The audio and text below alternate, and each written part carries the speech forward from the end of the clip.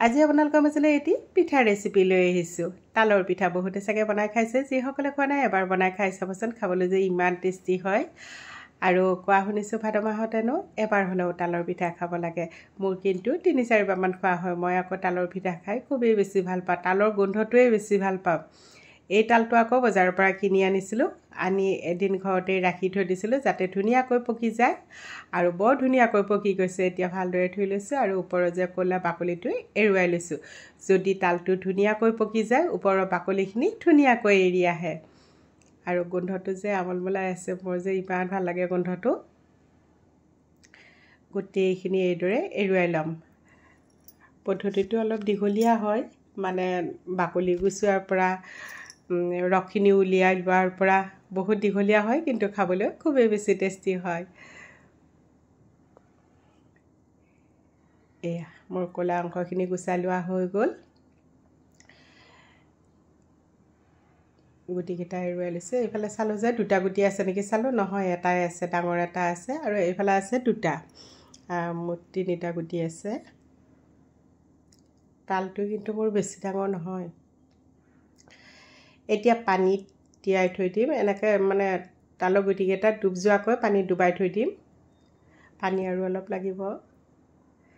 আৰু বহুতে যে কয় তালৰ পিঠা অকণমান তিতা তিতা লাগে, এই পদ্ধতিটো কৰি চাব, অকণো তিতা নালাগে। এয়া মই কি দিম এতিয়া আপোনালোকক দেখুৱাই আছোঁ।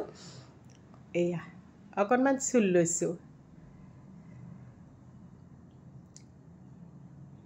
চূণখিনি এইদৰে এতিয়া পানীখিনিত মিহলাই দিম।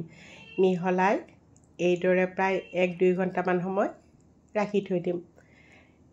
ঢাকনি এখন লগাই মই প্ৰায় 1 ঘণ্টামান সময় এইদৰে ৰাখি থৈ দিছোঁ। 1 ঘণ্টা সময়ৰ পিছত উলিয়াই লৈছোঁ।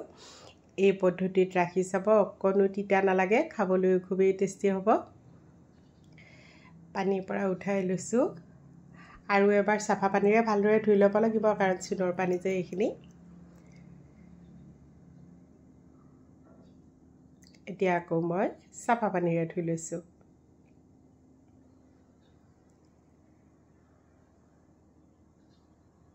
অকণমান কষ্ট হয় যেনিবা, কিন্তু কষ্টৰ ফল যে মিঠা বুলি কয়, সেইটোৱে।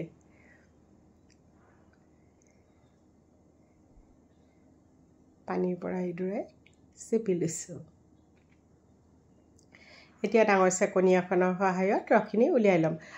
চাব যাতে অকণো ৰসখিনিত নপৰে। আহটো হেনো পেটত গ'লে বহুতেই বেয়া কোৱা শুনিছোঁ। আহটো অকণমানো ৰসখিনিত পৰিব নিদিব। ধুনীয়াকৈ এইখিনি চেকি ল'ব এইদৰে। এয়া দেখিছেনে মোৰ ৰস ওলাই আছে।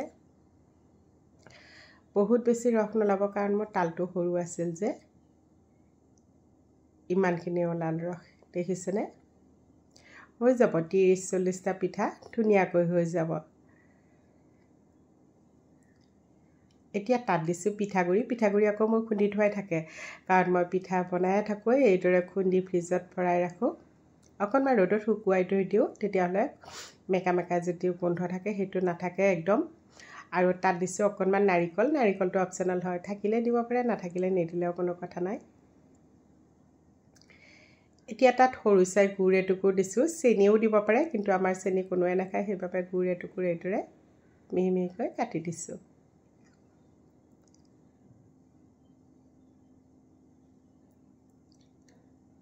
কাৰণ তালত অলপ মিঠা থাকিবই, গুড় বেছি দিব নালাগে। হাতেৰে এইখিনি ভালদৰে মিহলাই লৈছোঁ।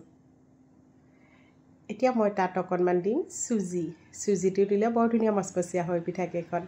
অকণমান দিব চুজি, বহুত বেছি দিব নালাগে।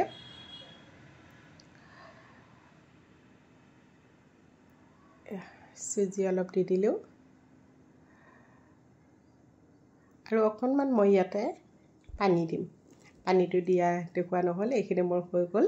এতিয়া থাকি প্ৰায় 1 ঘণ্টামান সময় এইদৰে ৰাখি থৈ দিম। তেতিয়া চুজিখিনি ধুনীয়াকৈ ফুলি যাব। আৰু 1 ঘণ্টাৰ পিছত দেখুৱাই দিছোঁ, এইখিনি দেখিছেনে বাৰু? আনফালে আকৌ কেৰাহীত ৰিফাইন গৰম হৈ আছিল, তাতে চামুচেৰে এটা এটাকৈ পিঠা দি গৈছোঁ। এইদৰেও বনাব পাৰে, বা পাতলকৈ লৈ বৰপিঠাৰ নিচিনাকৈও বনাব পাৰে। ঘোলটো অলপ পাতলীয়া কৰি ল'ব, লৈ বৰপিঠা নিচিনাকৈ বনাব পাৰে। মই আকৌ এইদৰে পিঠাকেইটা বনাই খাইয়ে বেছি ভাল পাওঁ সৰু সৰুকৈ এইদৰে বনাই ল'লোঁ আৰু জুইটো মিডিয়ামত ৰাখিব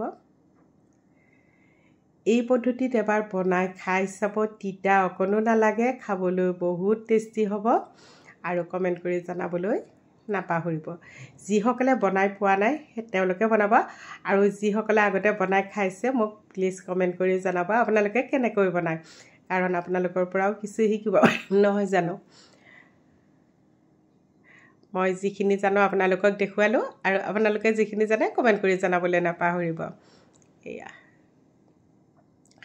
দেখি এবাৰো খাবলৈ মন যোৱা নাই নে মচমচীয়া হৈছে পিঠাকেইটাও এতিয়া অৱস্থাৰ নিচিনা হ'লে নমাই থৈ দিম আৰু এইকেইটা হৈয়ে গৈছে প্ৰায় এইদৰে কেইটামান বনাই লোৱা হৈ গ'ল আৰু কেইটামান বনাই ল'ম আৰু অলপ আছে বনাব লগা এইবাৰ ভাদ মাহত আপোনালোকে এবাৰ হ'লেও এই পিঠাটো বনাই খাই চাব যিসকলে খোৱা নাই এয়া নমাই থৈ দিলেও